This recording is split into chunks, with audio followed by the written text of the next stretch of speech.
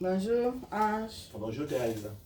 Quelles sont les implications mathématiques de la généalogie de la nouvelle naissance sur la prédestination des élus de Dieu au salut? Merci Thérèse pour la question qui nous permet en fait d'aborder la question de la prédestination par un autre bout, par un autre angle, en espérant effectivement que ça pourrait faciliter effectivement l'appropriation ou la compréhension de ces choses par certains. Je pourrais, en fait, tu poses la question de savoir comment, effectivement, partant de la généalogie de la nouvelle naissance, nous pouvons en déduire l'évidence de la prédestination selon le bon plaisir de la volonté de Dieu. Alors, lorsqu'on parle de la généalogie de la nouvelle naissance, la question se pose, il s'agit en fait de se poser la question de savoir quel est le père de la nouvelle naissance. À la nouvelle naissance, a-t-elle une mère qui en est la mère, qui sont les parents, je veux dire les arrière-grands-parents, éventuellement les frères et les sœurs. À la réalité, pour répondre à cette question, il faut que nous retournions simplement dans l'évangile selon Jean, l'entretien entre le Seigneur de gloire Jésus-Christ et Nicodème. Et sur la base de cet entretien, le Seigneur Christ qui disait en fait, appela à Nicodème qu'il fallait naître de nouveau. Et le Seigneur, Nicodème, effectivement, qui semblait perdu, posait la question de savoir comment un homme qui est vieux, peut-il naître de nouveau. Il se demandait s'il fallait qu'il rentre à nouveau dans le ventre, dans le sein de sa mère, dans le ventre de sa mère pour naître de nouveau. Le Seigneur Christ lui explique en fait la nouvelle naissance, c'est une naissance de l'esprit, une naissance du Saint-Esprit, une naissance d'en haut, une naissance de Dieu. Et que par analogie justement à la naissance biologique, où effectivement un bébé ne contribuait, n'avait aucun rôle à jouer, la nouvelle naissance aussi est entièrement entre les mains de Dieu. Elle est selon le bon plaisir de la volonté de Dieu. Elle répond au propre dessein, elle répond au propre dessein de Dieu, au conseil de sa volonté. Et en cela, il n'y a rien d'étonnant parce que, comme vous le savez, l'homme est naturel et spirituellement mort. Mais lorsque nous arrivons au monde, notre esprit est mort-né. Nous n'entretenons pas de relation avec Dieu. Nous sommes vendus au péché, comme l'apôtre Paul le disait. Et donc, un cadavre spirituel, un cadavre, si vous faites l'analogie avec le monde physique, un cadavre ne peut répondre à aucune sollicitation. Un cadavre, il est mort, il lui reste à être enterré, il ne peut rien faire, on ne peut rien en attendre. Ainsi donc, l'apôtre Paul dira donc, pour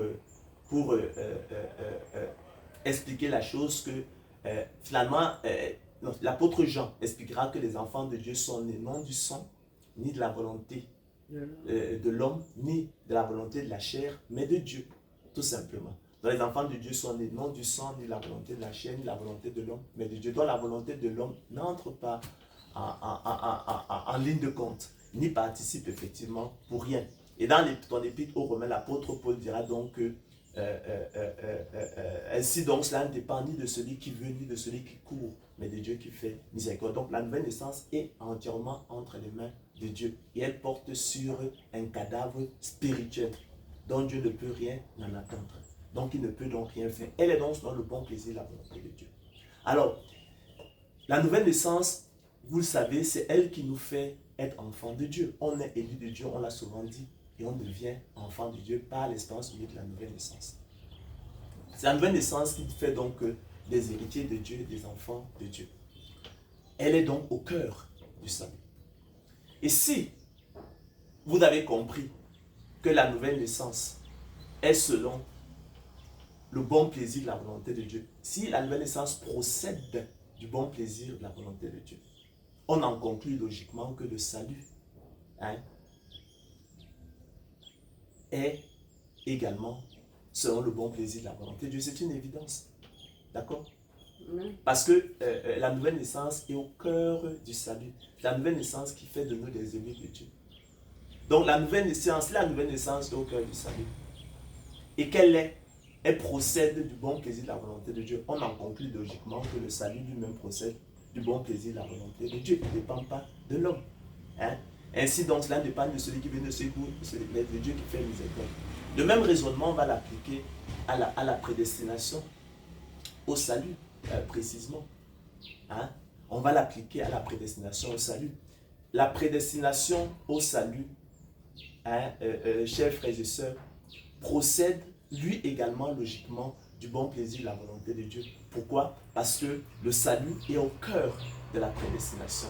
Hein? On dira même que le salut, on dira que de même que la nouvelle naissance est synonyme de salut, on dira que le salut est synonyme de prédestination et inversement. Donc, le salut qui procède du bon plaisir de la volonté de Dieu est au cœur de la prédestination.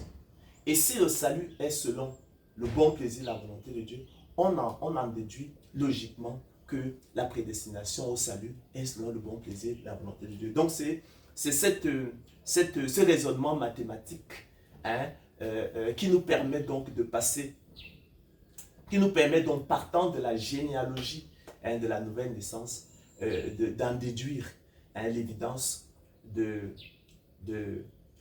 la prédestination, hein, selon le bon plaisir de la volonté de Dieu. Si tu me permets, Thérèse, j'aimerais bien quand même donner le sens d'une expression qu'on parcourt souvent, qu'on rencontre souvent dans l'Écriture, à savoir le bon plaisir. Alors, c'est quoi le bon plaisir? Le bon plaisir, en fait, de quelqu'un, c'est sa volonté arbitraire.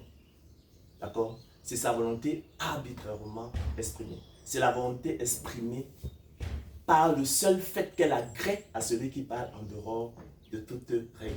Et le mot arbitraire signifie qui dépend de la seule volonté, hein, n'est pas lié par l'observation de règles. On dit aussi qu'il dépend du bon plaisir. Mieux, on dira discrétionnaire. Et c'est ça qu'il faut retenir.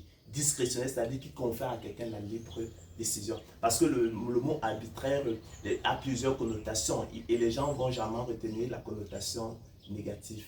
Hein, donc, je préfère mieux vous parler du mot discrétionnaire. Discrétionnaire qui confère à quelqu'un la libre décision. Donc, Dieu, dans le cadre de l'élection de la grâce et de la prédestination, fait simplement de son bien ce qu'il veut. On a dit qu'il distribuait des tickets d'entrée à des impies, hein, des tickets d'entrée dans son royaume à des impies, c'est-à-dire des gens qui n'y avaient point de droit. Donc, il fait simplement de son bien ce qu'il veut. Donc, la prédestination, partant donc effectivement de la généalogie de la nouvelle naissance, qui est selon le bon plaisir de la volonté de Dieu, chers frères et sœurs, nous en déduisons naturellement l'évidence de la prédestination qui, elle également, est selon le bon plaisir de la volonté de Dieu, comme d'ailleurs l'Écriture l'atteste. Si nous prenons l'épître de Paul aux Éphésiens, il est clairement dire que Dieu nous a élus avant la fondation du monde, hein, pour que nous soyons saints et irrépréhensibles devant lui. Nous ayant prédestinés dans son amour à être ses enfants d'adoption par Jésus-Christ selon le bon plaisir de sa volonté. L'Écriture est claire. L'Écriture est claire. La prédestination selon le bon plaisir de la volonté de Dieu. Et plus loin, il dira que nous sommes devenus héritiers et ont été prédestinés suivant la résolution de celui qui opère toutes choses d'après le conseil de sa volonté. On parle de la résolution de celui qui opère toutes choses d'après le conseil de sa volonté. Ça, c'est le bon plaisir de la volonté de Dieu. D'accord? Donc, c'est donc là, effectivement, l'exercice que l'on pourrait faire et qui nous permet donc, partant de la généalogie de la nouvelle naissance, d'en déduire, Thérèse, l'évidence de la prédestination selon le bon plaisir de la volonté de Dieu. Parce que la nouvelle naissance est selon le bon plaisir de la volonté de Dieu, hein, on en conclut également que le salut, tout comme la prédestination, sont selon le bon plaisir de la volonté de Dieu. Merci, Ange. Je te remercie, Thérèse.